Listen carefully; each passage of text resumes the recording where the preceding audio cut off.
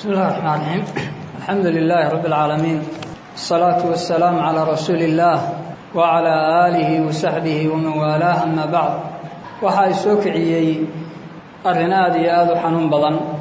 iyo culays muslimiinta hadda caalamka ku nool in muddaana iska haystay, haddana ay u eg tahay inuu sii laba lixaadsanayo. ayaguna waxay kaga hortagaan oo caqiido bidaysan oo sax ah iyo cuduud midna aanay jirin. arrinkaas soo noqnoqonaya waxa weeye aflagaadada nabiga calayhi salaatu wassalaam iyo isaa'aynta iyo xumaynta ay caadada ka dhigteen gaaladu, oo awal haddii ay ahaayeen kuwa saqajaamiina, mid heesaya ama wiil kartoon sawira ama gabar heesta iyo wax la mid ah hadday ahayd, maanta waxay maraysaa madax iyo boqorro iyo dowlada si rasmiya inay u soo saaraan, inay u soo istaagaan, difaacaanna oo ay garab istaagaan in nabiga calayhi salaatu wassalaam wax laga sheego oo la yahaaleeyo oo janaabkiisa wax loo dhimo. horta waxaad ogaataan nabiga calayhi salaatu wassalaam ilaahay waa kor u qaaday, warafacnaa laka dikrak buu alla subxaana wa tacaala leeyahy. sheegistiisa ilaahay kor buu u qaaday. mar kasta oo alle subxaana wa tacaala la sheego, nebigana calayhi salaatu wassalaam waa lagu lamaaninayaa. shahaadada diinta lagu soo galo waxaa weeye laa ilaaha ila allah muxammadun rasuulullah. dikri iyo sharaf ka sarraysa ma jirto inuu markii alla la sheegaba nebiga calayhi salaatu wassalaam lagu lamaaninayo. alla wuxuu leeyahy oo ballan qaaday ciddii nebiga calayhi salaatu wassalaam wax ka sheegtaay inay iyadu dulloobayso, inayna iyaduna baaba'ayso. inna shaani'aka huwa alabtar baa alla subxaana wa tacaala leeyahy. midka ku caayaya, kan ku ceebaynaya, midka wax kaa sheegayay isaga weeye midka dabar go'aya wey. waxaa alla subxaana wa tacaala leeyahay inuu sheegaya inuu nabigiisa calayhi salaatu wassalaam isagu ku filan yahay difaacanayo. innaa kafaynaaka almustahziyiin, annagaa kaaga filan kuwa kugu jeesjeesay, kuwa ku xaqiraya, kuwa wax kaa sheegaya annagaa kugu filan. alla wuxuu ballan qaadaya inuu isagoo u hiilinaya. kataba allaahu la aglibanna ana wa rasulii, isaga iyo rusushiisa alla subxana wa tacaala inay adkaanayaan. taasi waa garab istaaga alla subxaana wa tacaala nebigiisa, waana u hiili keligii isagoo aaba u hiiliyay alla subxaana wa tacaala nebigiisa. laakiin waa itixaan. mar kasta muslimiinta joogtaahi iyaga ayaa waxaa laga rabaa inay nebigooda calayhi salaatu wassalaam difaacdaan. waa sunno rabbaaniya. maalinkii waxyigii ugu horreeyey ka soo degay nebiga calayhi salaatu wassalaam waxaa loo sheegay lama timaadid waxa aad la timid cid kaa horraysa lama imaan ilaa cuudii, waa lala collayta. waxaa alla qur-aankiisa ku sheegay nebiga calayhi salatu wasalam in la dhibi doono. maalinkii aayaddaasi ay soo degtay dhibkii ku bilowday, nebigu calayhi salaatu wasalaam isagoo difaaca diinta u taagan, isagoo gabaya lagu caayayo, isagoo la isku dayayo in la dilo, isagoo sharqoolla loo dhigayo, ayaa ila rafiiq alaclaa uu yidhi nebigu calayhi salaatu wassalaam oo la oofsada. laakiin mas-uuliyad kale oo muhima baa jirta, mas-uuliyad weyn baa jirta. mas-uuliyaddaasi waxay saaran tahay muslimiinta meel kastoo ay joogaan. ilaahay baa saaray. alla wuxuu inoogu waajibinayaa inaan nabiga calayhi salaatu wassalaam u hiilino, wuxuu inoogu waajibinayaa inaannu garab istaagno, waana inoo goodeeyay saa haddaan yeeli weyno wuxuu inoo ballanqaadahayaa inuu inaga argoosanahayo. alla wuxuu leeyahy ilaa tansuruuh faqad nasarahu allahu id akhrajahu aladiina kafaruu ثاني اثنين إذ هما في الغار إذ يقول لصاحبه لا تحزن إن الله معنا. حديثنا نوهي للنبي عليه الصلاة والسلام waxaad ogaataan inuu leeyahay rabbi u hiiliyey. markay asaga iyo abubakar keliya ahaayeen, markay ay godka ku jireen, markay gaaladu cayrsanaysay, markii meel kasta raacdadu ay u taallay, markii la dulligahayay ciddii madaxiisa iyo madaxa abubakar ama keenta ama macluumaad lagu heli karaya keenta in jaa'isooyin la siinayo. markay warkaa ay lahaayeen ilaahay baa u hiiliyey, keligiiba labadooda keliya ayaa u hiiliyey. الله يؤهل. الله وحده وإن تتولوا يستبدل قوما غيركم ثم لا يكونوا أمثالكم. حدياتين ستان وآذهيلك يوحي الذين كقبعا يدينتين إن الغالتان إن النبي إن دفاعتان هداتان لإيمان وإيدان قولكلوا ألا إذن كبدليا ثم لا يكونوا أمثالكم. إذن كوكلما نغن دونان سيدي الله الشيء بين نغن دونان أشداء على الكفار رحماء بينهم. kuwa iyagu isu dhibriyay noqon doonaan kuwa cadowga ilaahay ku adag bay noqon doonaan buu Allah subhanahu wa ta'ala u leeyahay maalin kasta ragga jooga ayay u taallaa hawshaan shalay rag baa dhiigooda iyo dhacaankooda ku difaacayay warmaha iyaga isaga dhigayay meeshii loogu sheego in nabiga kaleey salaam wax ka sheegtay iyaga u guureynayay ayaga ayaa edbinayay ayaga ayaa difaacayay muslimiintu muqaddasaad ka weyn ma haystaan rabbigood subhanahu wa ta'ala baa u xuquuq weyn nabigiisa kaleey salaam ayaa ku xiga diinta ilaahay soo dajiyay ee ka kooban qowlka Allah subhanahu wa ta'ala iyo qowlka nabigiisa kaleey salaam waxba inooma harin wax inoo yaala ma jiraan maanta waxa weeye waxa la isku hay wax laga sheego waa nabiga kaleey salaam war waa nabiga kaleey salaam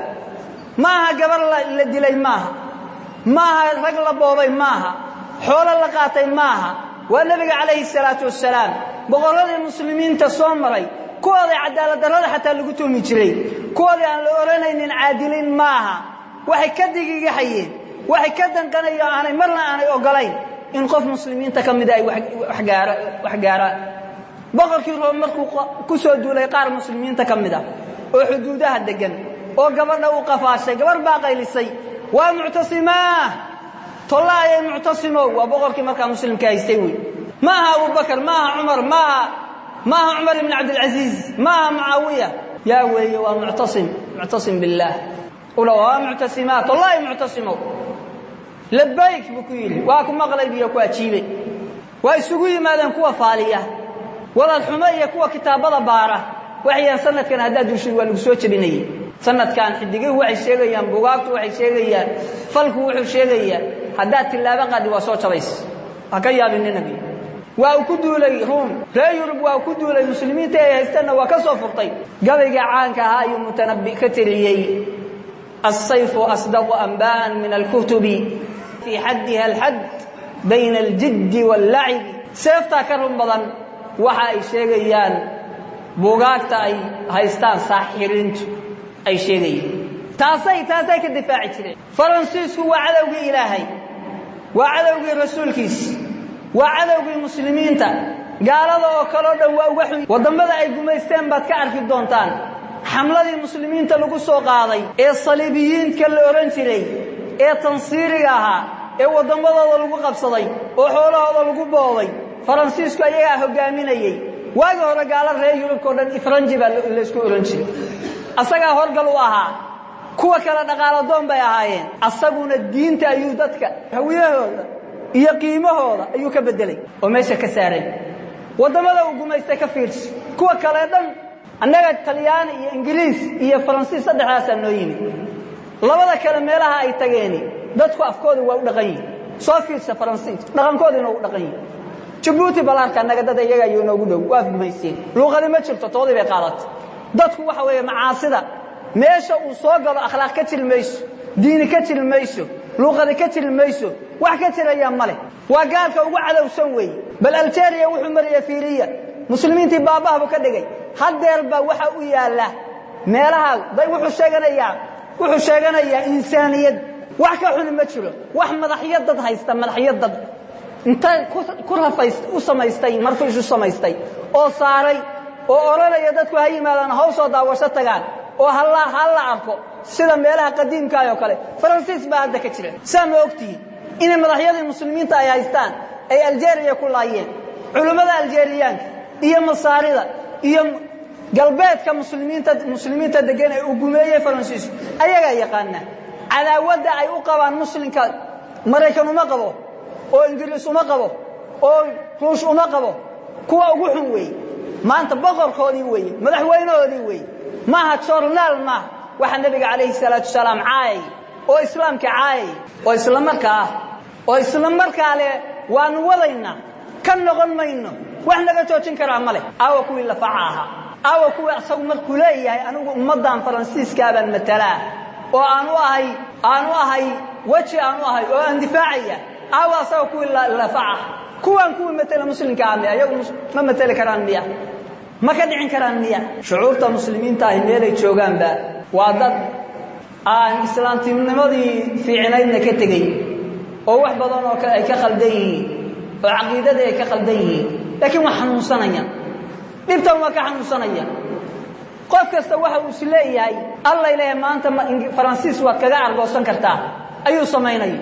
wadooyinka qaarkood waa khaldanaanay qaar waa lagu hubaya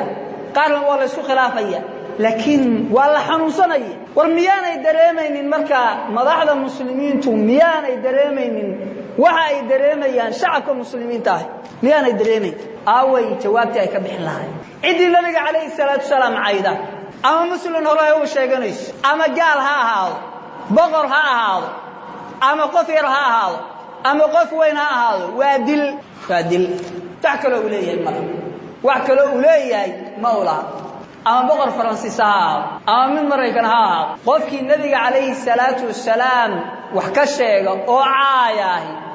xukunkiisu kaawi biduruq sharciyye annaga awoodayadu waa maxay awoodayadu waxa weeye inaan horta diintayada ku noqono marba inaa kelimada idinku dheereeyo dhowr sano ka hor bay ahayd saxiifadii ama journaalkii Charles Hebdo markaan halkan kaga hadlaynay labadii khudbo istabayay internetka ku jiraanay nusratu rasuul iyo kayfa nasru rasuul nabiga in loo hiliyay see uu hilina halka ayaanu kaga hadalnay waxa loo baahan yahay waxa ugu muhiimsan oo ugu horeysa inaan diinteena u noqono waxaan isku nala ku haysto oo la rabo in la ka qaado soo iyada ma waxaan kaga careysiinayna inaan qaadano inaanu tawxiidka u helino inay sunnadu naga muuqato inaanu maxabada nabiga kaleey salaatu wasalaam sunnadiisa inaanu muujino taasay horta qaydka ugu badan iyo carada ugu badan ay ka qaadayaan in iyada laga bilaabo way marka kadibna wixii lagu xijin karo in la iska dhiciyo gaalada hawsha mas'uuliyadaasina waxay u taalaa cid leh ayay u taalaa madaxda muslimiinta ah waxaan u dambaysiinayaa ninkan Macron ee madaxweynaha Faransiiska iyo Faransiisiyiintu iyo dhamaantood waa isku waafaqsanayeen dawladdaas waxa kaliya maanta noo wada inaan habaaro way annu habaarno waa habaarayna ilaahay aamin dahay ilaahay subhanahu wa ta'ala waxaanu weydiisanaynaa bi asmaa'ihi al-husna wa sifatihi al-ula awood kala ma haysano waana la istidcaafay waanu xanuunsanaynaa waanu la ka adkaaday waana la dhibaateey in ilaahay subhanahu wa ta'ala gurigooda musiibo inuu ugu geeyo gurigiisa ilaahay musiibo ugu geeyo gurigiisa ilaahay musiibo caajil ugu geeyo ilaahay subhanahu wa ta'ala waxaan weydiisanaynaa inuu mulkiga ka qaado inuu boqornimada ka qaado inuu amnigooda burburiyo inuu ciidankooda burburiyo inuu dawladooda burburiyo in ilaahay ku sallado ciidamadiisa iyo inuu ilaahay u diro ilaahay dhulka la gooyo ilaahay meel daran ha u dhigo ilaahay ha baabi'iyo ilaahay ha halaago ilaahay subhanahu wa ta'ala intaasana weydiisanaynaa walhamdulillah wala wa akhiru